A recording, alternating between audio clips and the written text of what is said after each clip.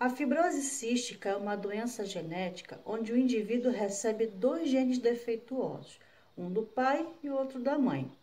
Esses genes têm a informação para a produção de uma proteína de membrana plasmática, responsável pelo transporte do cloro. E no problema da fibrose cística, essa proteína fica mal formada e compromete a passagem do cloro para dentro e fora da célula pela membrana.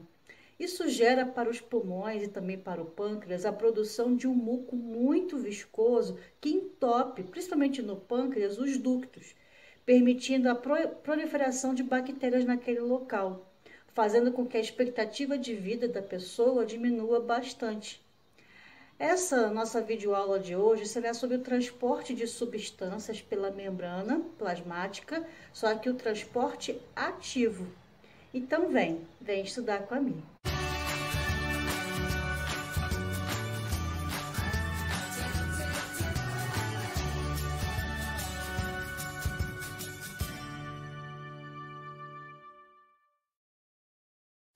Então, hoje nós vamos estudar o transporte ativo, continuação aí da aula, de transporte de substâncias através da membrana plasmática. Vimos na aula anterior, no transporte passivo, que existem alguns tipos, desse transporte passivo. E é sempre do meio mais concentrado para o menos concentrado. Aí nós vimos a difusão simples, que é através a passagem do soluto através aqui da membrana plasmática entre os fosfolipídios. Então, essa seria a difusão simples. Vimos também a passagem do soluto do meio mais concentrado para o menos concentrado através de uma membrana de canal, que aí vai ser a difusão facilitada. E vimos também a osmose, que é a passagem não do soluto, mas sim do solvente, pela membrana plasmática. Hoje, nós vamos ver o tipo de transporte ativo.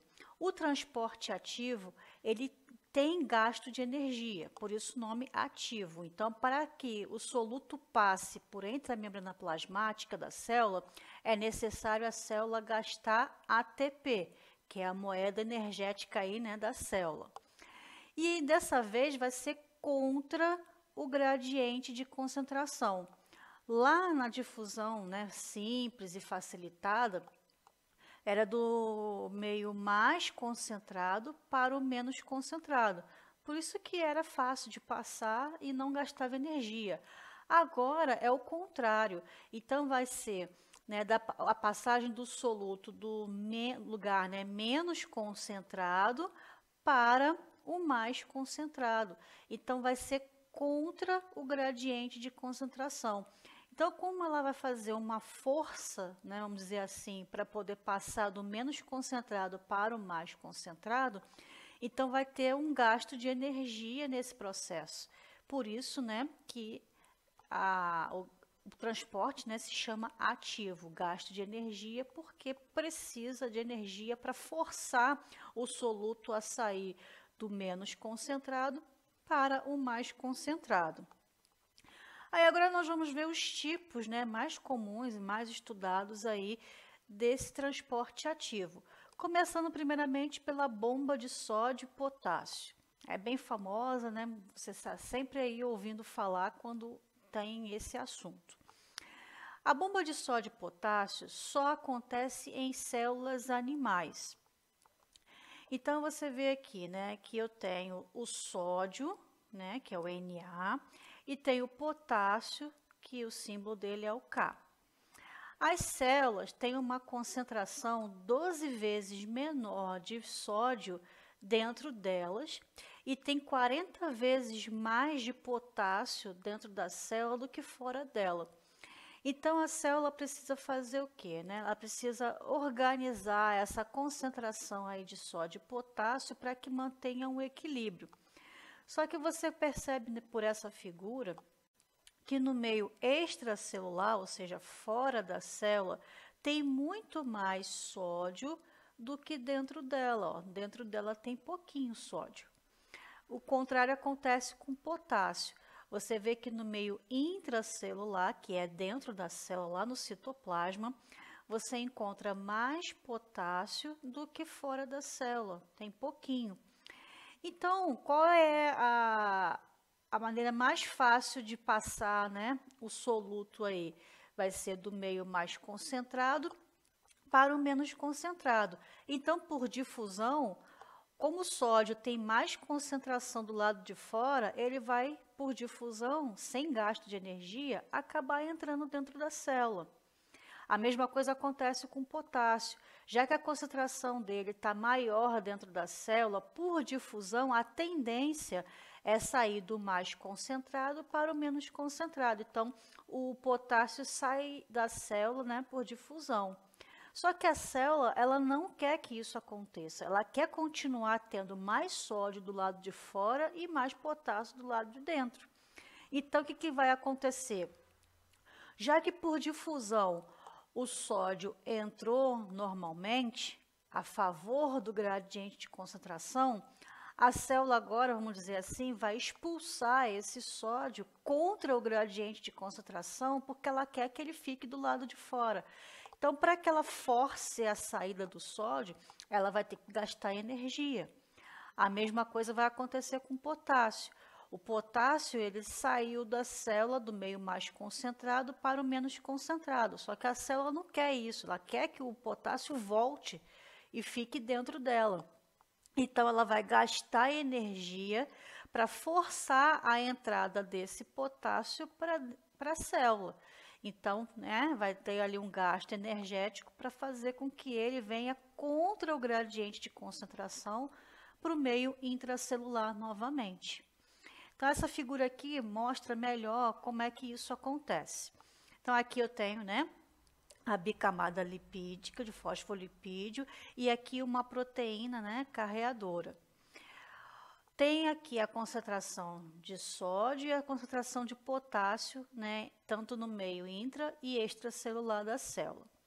Já que o sódio ele entrou, né, por difusão na célula e a célula quer que ele fique lá fora, o que vai acontecer? Então, uma molécula de ATP, né, ATP, é trifosfato de adenosina, né? Então, tem 3 fosfatos, ó, cada bolinha dessa daqui é um fosfato, então tem 3, né? Então, ATP é formado por 3. Ele vai chegar aqui e vai se fixar, ó, na membrana, aqui do caso da proteína carreadora. Ele vai deixar ali, ó, um fosfato. E vai ficar agora aqui, ó, só 2 moléculas de fosfato. Então, de ATP, ele vai se transformar em ADP, que é difosfato. Para que é preciso desse fosfato? É justamente a energia que vai fazer com que essa proteína aqui carreadora mude a sua conformação para que consiga, então, expulsar as moléculas de sódio para o meio, né, externo da célula. E no processo, né, assim como o sódio está saindo, o potássio vai, ó, entrar, pegando aí a carona, né, nesse mesmo local aqui, que é essa proteína aí carreadora da membrana plasmática. Então, vamos lá. Tem aqui, ó, sempre vai sair 3 moléculas de sódio e vai entrar 2 moléculas de potássio. Então, aqui o ATP ele chega aqui na proteína, libera um fosfato que vai se fixar aqui nessa proteína, mudando a sua conformação. Aí ela vai se abrir, né, abrir ali o canal.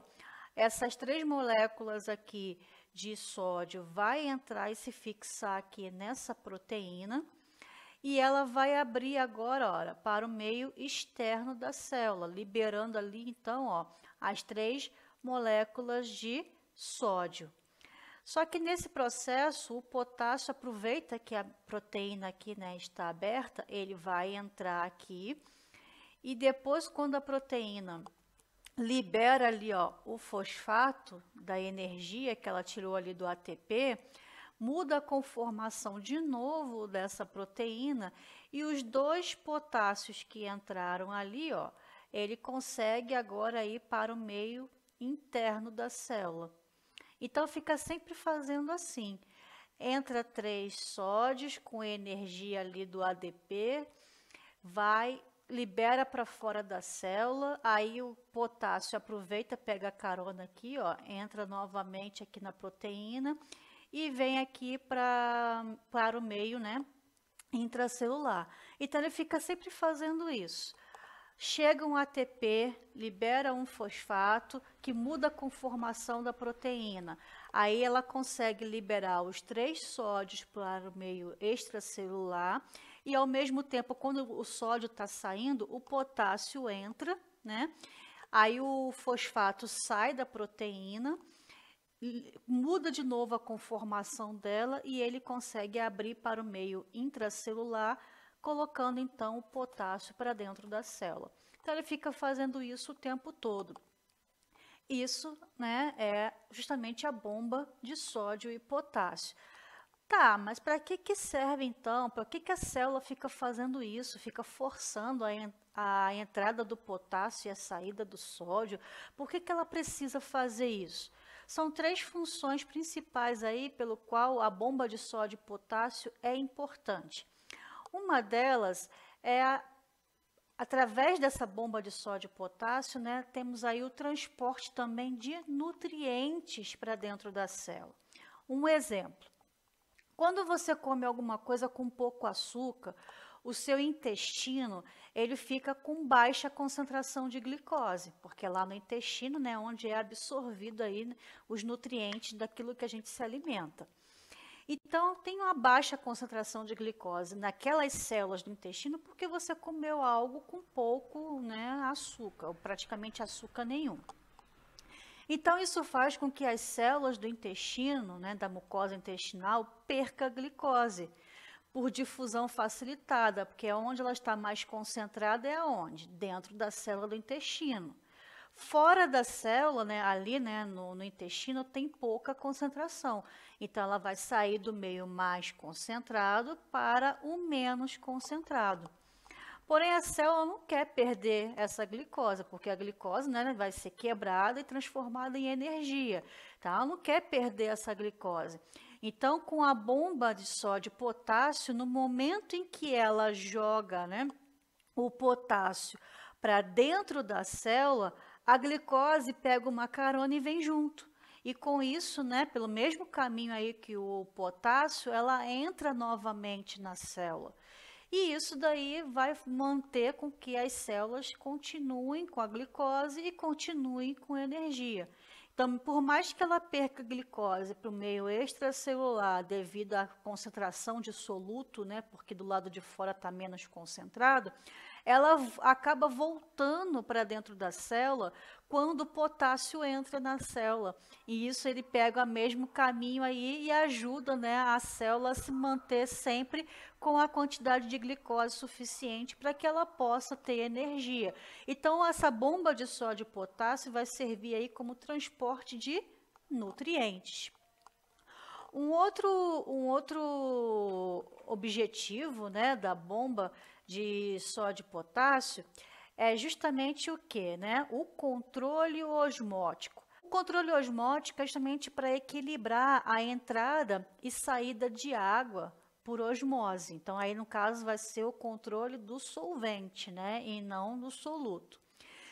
Lembra da aula de osmose, né? Se você ainda não assistiu, vou deixar um card aqui para você assistir.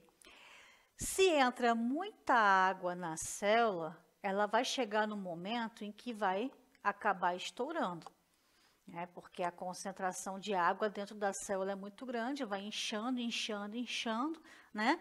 Até o momento que acontece o quê? A membrana plasmática não aguenta e estoura, igual está aparecendo aí na figura.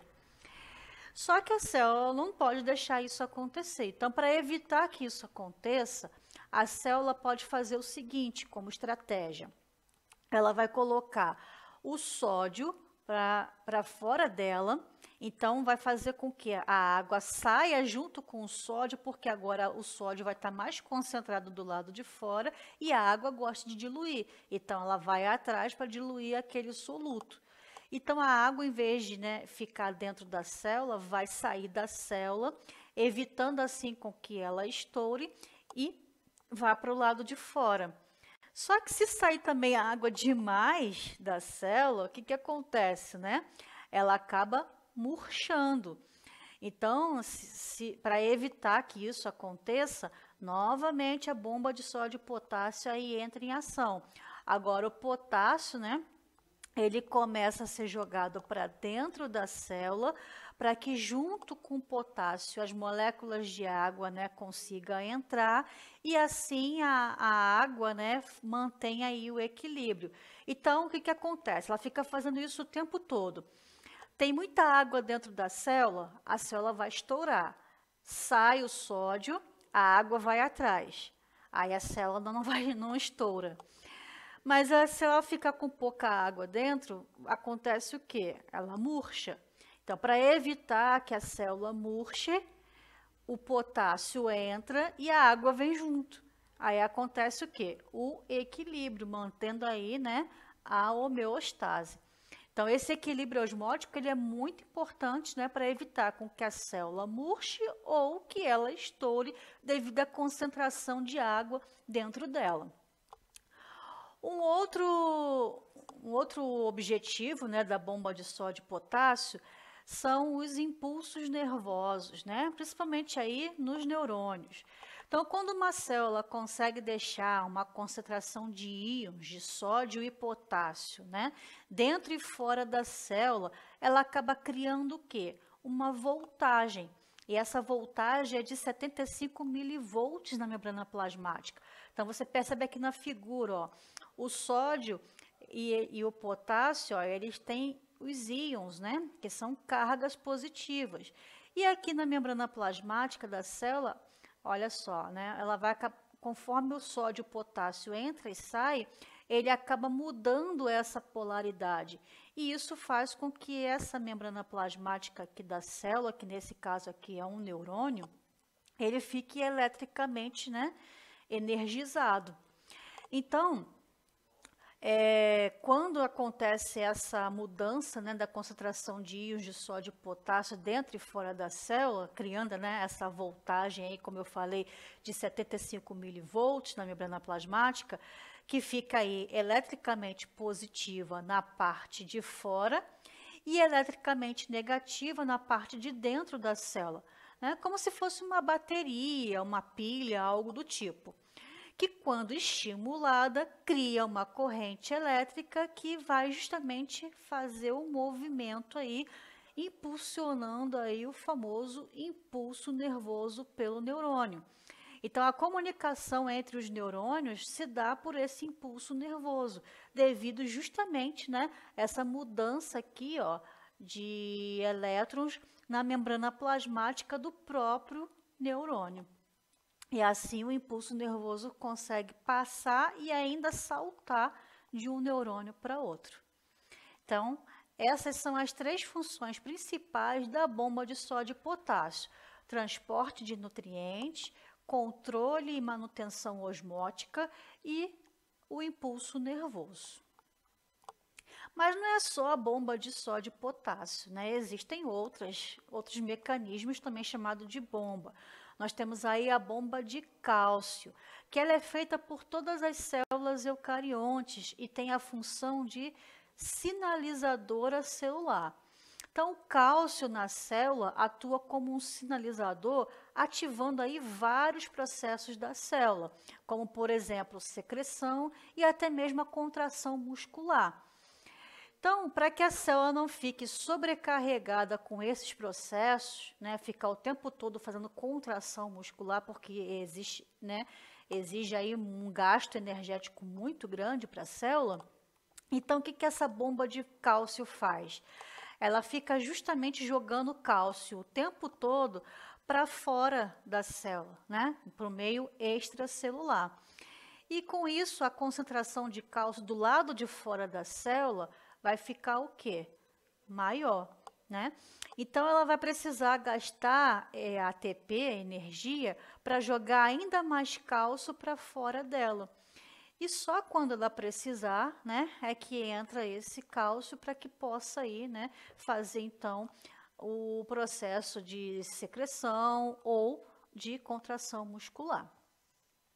Uma outra bomba também conhecida é a bomba de hidrogênio, ou também conhecida, chamada, né, de bomba de prótons. Essa bomba de prótons ou bomba de hidrogênio é um substituto para a bomba de sódio e potássio. Por quê? Lembra que eu falei que somente as células animais é que fazem a bomba de sódio e potássio? Se somente células animais fazem esse processo da bomba de sódio e potássio, e as outras células, das bactérias, dos fungos, das plantas, não fazem a bomba de sódio e potássio. Então, no lugar, vai ser feito qual? A bomba de hidrogênio ou bomba de prótons, que vai ter as mesmas funções que a bomba de sódio e potássio. Lembra que lá na bomba de sódio e potássio, né, uma das funções era o transporte de nutrientes? Aqui, para a bomba de hidrogênio, também vai ser do mesmo jeito. Como tem hidrogênio envolvido aí, então também vai servir para fazer o quê? A manutenção do pH.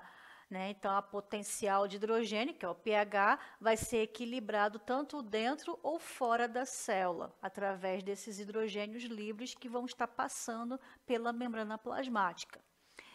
E com isso, essa movimentação aí do hidrogênio, que também possui íons positivos, deixa a membrana plasmática eletricamente carregada. Então, é como se fosse, né, igual aquele impulso nervoso que acontece lá no neurônio. Lá, né, o impulso nervoso vai ajudar a passar ali, né, a carga elétrica por entre essas células. Aqui vai ser do mesmo jeito. Então, o hidrogênio, a movimentação desse hidrogênio, tanto para dentro como para fora da célula, deixando a membrana plasmática eletricamente carregada, faz como se fosse, né, aí como se fosse um sistema nervoso, que é igual quando você encosta ali, né, aqui em cima tem o GIF mostrando, quando você encosta o dedo nessa plantinha aqui, que é a mimosa, né, e ela fecha ali os seus folíolos. Por que a planta tem essa resposta, né? Ela faz esse fechamento dos folíolos? Justamente porque a membrana dela, plasmática dessas células, está eletricamente carregada e devido ao estímulo, ela faz esse fechamento aí para evitar perder energia, né? E assim você fica ali o tempo todo perturbando a plantinha para ver ela fechando e abrindo seus folíolos, mas não faça isso, porque fazendo isso, tadinha da planta, né? Ela gasta energia, né? Então, essa é a bomba de hidrogênio, um substituto, então, para a bomba de sódio e potássio nas plantas, nos fungos e nas bactérias. Um outro tipo de transporte ativo, que também tem gasto de energia, é o transporte por vesículas, que também somente em células, né, eucariontes é que acontece esse processo. Então, ele é dividido em dois tipos. Temos a endocitose, que é com gasto de energia, né, que tem a fagocitose e a pinocitose. A fagocitose, o que significa fagocitose, né? O ato de comer, né? Fagocitar é comer. Então, a célula vai colocar partículas sólidas grandes dentro dela, que não passaria pela membrana plasmática ali, entre, né, os fosfolipídios ou até mesmo por aquelas proteínas carreadoras. São partículas sólidas grandes, então são coisas grandes demais para passar por entre, né, a membrana plasmática. Então, o que a célula faz? Ela vai fazer exatamente isso aqui, ó. Aqui está a membrana plasmática, então ela vai fazer duas projeções assim para frente, ó, que nós chamamos de pseudópodes, onde vai acontecer aqui uma invaginação e que ela vai formar ali uma vesícula que vai englobar aquela partícula ali, né? É muito feito esse processo de fagocitose por células fagocitárias. Então, não é qualquer célula que vai fazer a fagocitose. Somente células, né, com essa função de fagocitar, exemplo, os macrófagos, os neutrófilos, que são células do nosso sangue responsáveis aí por defesa, né, do nosso organismo. Você vê aqui, ó, essa célula aqui é um macrófago perseguindo ali, ó, bactérias para englobar ela e fazer a digestão e evitar com que essa bactéria se prolifere dentro do organismo, né, e cause ali uma infecção. Então, o macrófago, ó, ele vai caçar ali a bactéria avidamente para evitar, né, que essa infecção se espalhe. Então, ele está defendendo o nosso organismo, combatendo esses micro-organismos, né? É um exemplo. Como é que ele vai fazer isso? Você vê a projeção ali, ó, da membrana plasmática formando, né, esses pseudópodos e englobando aquela partícula ali.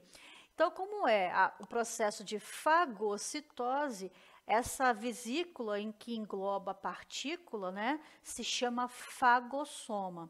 Aí depois vai vir aqui uma organela que vai se juntar com esse fagossoma, que tem enzimas digestivas dentro dela, que vai fazer com que essas enzimas digestivas, né, faça a destruição dessa partícula, fazendo literalmente a digestão. E que organela é essa? É o lisossomo, tá? Então, assim, a célula consegue se livrar, né, daquela partícula ali, que pode ser um micro-organismo invasor ou mesmo, né, uma partícula de alimento, também pode ser nesse sentido.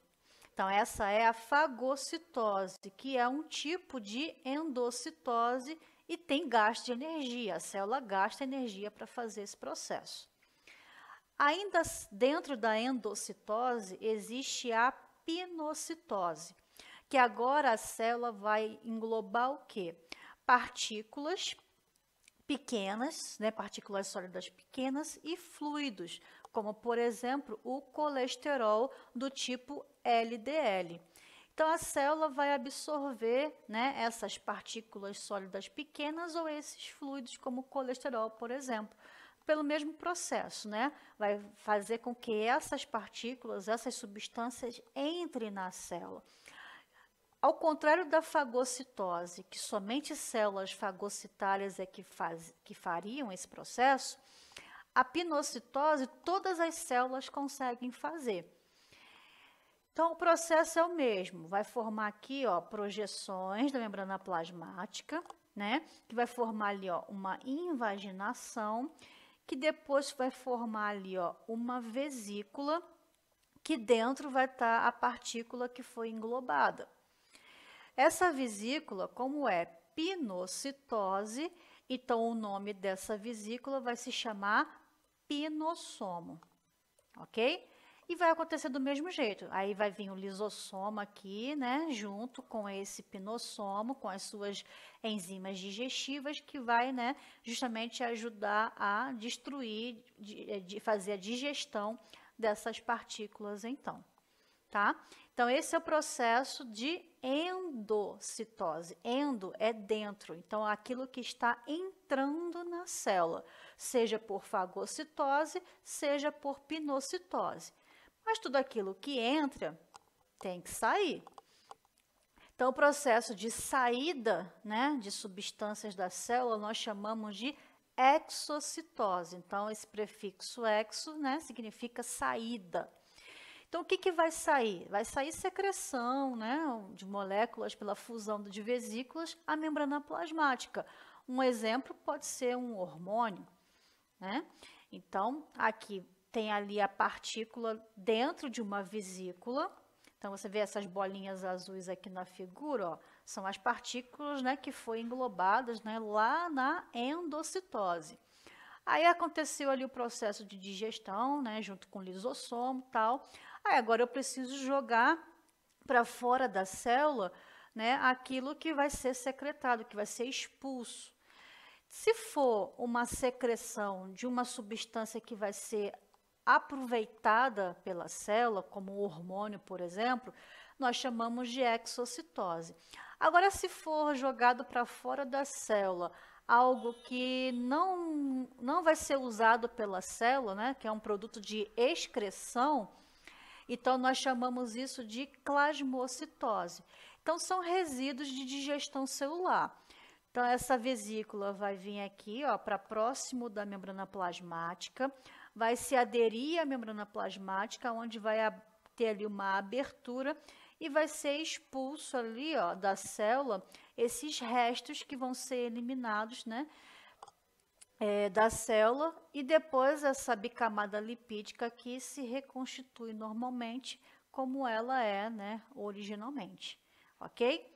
Então, relembrando, exocitose é o ato de, né, expulsar da célula alguma coisa. Se for alguma coisa que ainda vai ser aproveitada pelo organismo, como um hormônio, então é só exocitose. Agora, se for um produto de excreção, de resíduo, de lixo celular que não vai ser aproveitado, aí vai ser chamado de plasmocitose. Ok? Então, temos aqui um exercício para a gente poder, né, fixar o conteúdo que foi analisado nessa aula. Considere o enunciado abaixo e as 4 propostas para completá-lo. No processo de transporte através da membrana pode ocorrer o quê? Aí pede para a gente ver quais dessas aqui, né, estão corretas. Então, vamos lá. A número 1. A difusão facilitada é um tipo de transporte passivo? Sim, né? Não há gasto de energia, por isso ela é passivo, tá certo? O transporte passivo a favor do gradiente de concentração? Sim, todo transporte passivo, né, ele vai ser feito ali do meio mais concentrado para o menos concentrado. Então, tá certo, é a favor, né, do gradiente de concentração. Muito bem. 3. O transporte ativo é feito com gasto de energia? Sim, é feito com gasto de energia, porque ao contrário, né, do transporte passivo, agora o soluto ele vai passar, né, ali pela membrana plasmática contra o gradiente de concentração. Então, vai do menos concentrado para o mais concentrado. Então, vai estar contra ao que aconteceria normalmente. Por isso que a célula força, né, esse processo, e para ela forçar, precisa de energia para fazer isso. Então, o transporte ativo é feito com gasto de energia, sim, está correto. 4.